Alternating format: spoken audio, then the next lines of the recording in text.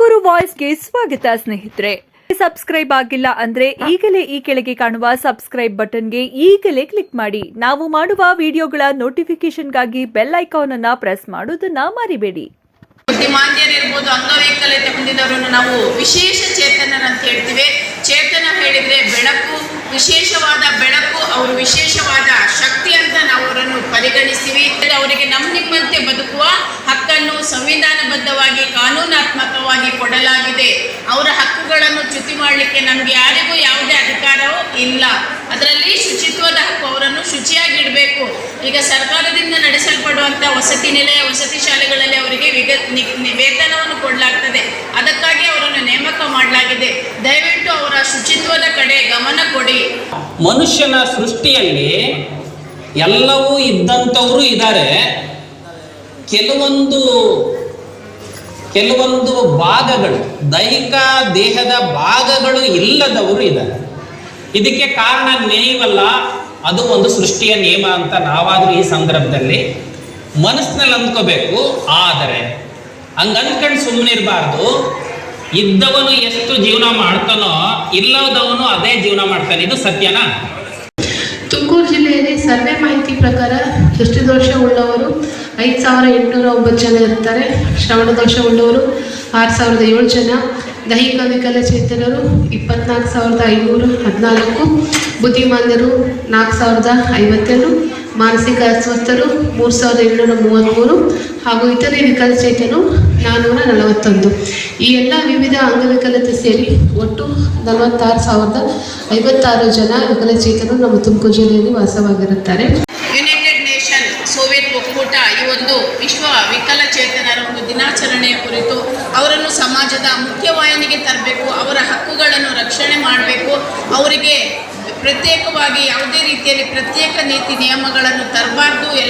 ಎಲ್ಲರೊಂದಿಗೂ ಅವರು ಒಟ್ಟಾಗಿ ಬಾಳಬೇಕು, ಅವರ ಹಕ್ಕುಗಳ ರಕ್ಷಣೆ ಆಗಬೇಕು ಎಂಬ ನಿಟ್ಟಿನಲ್ಲಿ 1992ರಲ್ಲಿ ಮೊಟ್ಟ ಮೊದಲ ಬಾರಿಗೆ ಒಂದು ವಿಕಲಚೇತನರ ದಿನಾಚರಣೆಯನ್ನು ಆಚರಣೆ ಮಾಡಿದ್ರು. ನಂತರ ಪ್ರತಿ ಡಿಸೆಂಬರ್ 3ರಂದು ನಾವೊಂದು ವಿಶ್ವದಾದ್ಯಂತ ಇವತ್ತು ವಿಶ್ವ ವಿಕಲಚೇತನರ ದಿನಾಚರಣೆಯನ್ನು ಆಚರಣೆ ಮಾಡ್ಕೊಂಡು ಬರ್ತಾ ಇದ್ದೇವೆ. ನಾನು ಬಹಳಷ್ಟು ಆ ವಸತಿ ನಿಲಯಕ್ಕೆ ನಾನು ಭೇಟಿ ಕೊಟ್ಟಿದ್ದೇನೆ. ಆ ಭೇಟಿ ಕೊಡುವ ಸಮಯದಲ್ಲಿ ನಾನು ಗಮನಿಸಿದ ಒಂದು ಮುಖ್ಯ ಅಂಶ ಹೇಳಿದರೆ ಅಶುಚಿತ್ವ. ಮಕ್ಕಳಿಗೆ ಸರಿಯಾಗಿ ಸ್ನಾನ ಮಾಡಿಸಲ್ಲ, ಉಗುರು ಕಟ್ ಮಾಡಲ್ಲ, ಸಮಯಕ್ಕೆ ಸರಿಯಾಗಿ ಅವರ ಉಗುರುಗಳನ್ನು ಕಟ್ ಮಾಡಿಸಿರೋದಿಲ್ಲ, ತಲೆ ಸರಿ ಬಾಚಿರಿಸೋಲ್ಲ, ಹತ್ತಿರ ಬಂದಾಗ ಒಂಥರ ಅವರು ಸ್ಮೆಲ್ ಬರ್ತಾರೆ. ಅದಕ್ಕಾಗಿ ನಾನು ನಿಮ್ಮಲ್ಲಿ ರಿಕ್ವೆಸ್ಟ್ ಮಾಡ್ತಿದ್ದೀನಿ, ಶುಚಿತ್ವವನ್ನು ಕಾಪಾಡಿ. ಆಗಲೇ ಅವರು ನಮ್ಮೆಲ್ಲರಿಗಿಂತೂ ಒಂದು ಹೆಜ್ಜೆ ಮುಂದೆ ಎಲ್ಲ ರಂಗಗಳಲ್ಲಿ ಸಾಧನೆ ಮಾಡಿದ್ದಾರೆ. ಅಲ್ಲದೆ ಅವರಿಗಾಗಿ 2006ರಲ್ಲಿ ಆ ಒಂದು ವಿಕಲಚೇತನರ ರಕ್ಷಣಾ ಕಾಯ್ದೆ ಅಂತ ಜಾರಿಗೆ ಬಂತು.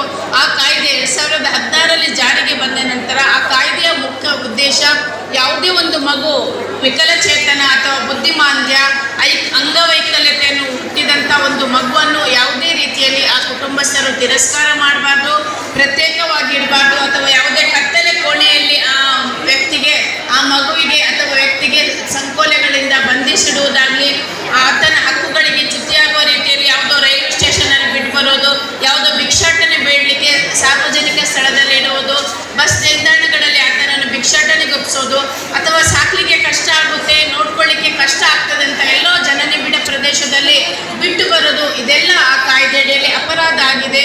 ಅದಲ್ಲದೆ ಅಂಗವೈಕಲ್ಯತೆ ಬುದ್ಧಿಮಾಂದ್ಯ ಹೊಂದಿದಂಥ ವ್ಯಕ್ತಿಗೆ ಯಾವುದೇ ಸಂಘ ಸಂಸ್ಥೆಯಿಂದ ಆತನಿಗೆ ಸಿಗುವಂಥ ಹಕ್ಕುಗಳಿಗೆ ಚ್ಯುತಿಯಾಗಬಾರ್ದು.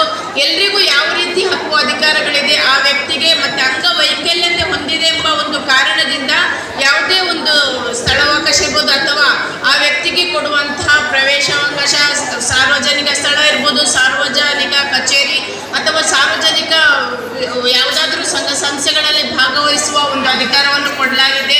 ಮತ್ತು ಅಂಗವೈಕಲ್ಯತೆ ಹೊಂದಿದೆ ಅಂತ ಯಾವುದಾದ್ರೂ ಸರ್ಕಾರಿ ಕೆಲಸಗಳು ಕೊಡದೇ ಇರೋದು, ಅರ್ಹತೆ ಇದ್ರೂ ಸಹ ನಿರಾಕರಣೆ ಮಾಡೋದು, ಇದೆಲ್ಲ ಆ ಕಾಯ್ದೆಯಲ್ಲಿ ಅಪರಾಧ ಆಗಿದೆ. ಇಲ್ಲಿ ಮನುಷ್ಯನ ಸೃಷ್ಟಿನೂ ಸಹ ನಮ್ಮಿಂದ ಆಗಿದ್ದಲ್ಲ, ಅದು ಸೃಷ್ಟಿಯಿಂದ ಆಗಿದ್ದು ಅಂತ ನಾವೆಲ್ಲರೂ ಏನಾಗಬೇಕಾಗ್ತದೆ, ಮನವರಿಕೆ ಮಾಡ್ಕೊಳ್ಬೇಕಾಗ್ತದೆ. ಪ್ರಕೃತಿಯಲ್ಲಿ ಸಹ ನಮ್ಮ ಮನುಷ್ಯರಲ್ಲಿನೂ ಸಹ ಏನಾಗಿದೆ, ಸೃಷ್ಟಿ ಒಬ್ಬೊಬ್ಬರನ್ನು ಒಂದೊಂದು ರೀತಿಯಲ್ಲಿ ಸೃಷ್ಟಿ ಮಾಡ್ತದೆ. ಯಾರಾದರೂ ಹೇಳ್ಬಿಡಿ ಒಬ್ರಿದ್ದಂಗೆ ಇನ್ನೊಬ್ರಿದ್ದಾರೆ ಅಂತ, ನಾವಿವತ್ತು ಊಟ ಮಾಡಿದ್ವಿ, ಊಟ ಮಾಡಿದ್ದು ಅಥವಾ ಟಿಫನ್ ಮಾಡಿದ್ದು ಎಲ್ಲವೂ ಎಲ್ಲಿಂದ ಬಂದಿದ್ದು? ಮಣ್ಣಿನಿಂದನೇ ಉತ್ಪತ್ತಿ ಆಗಿದ್ದು. ಅಂದ್ರೆ ಮಣ್ಣಿನಿಂದ ಪ್ರಾರಂಭ ಆಗಿದೆ ಜೀವ ಅನ್ನೋದು, ಕೊನೆಗೆ ಅಂತ್ಯ ಆದಂಥದ್ದು ಸಹ ಮಣ್ಣಿಗೆ.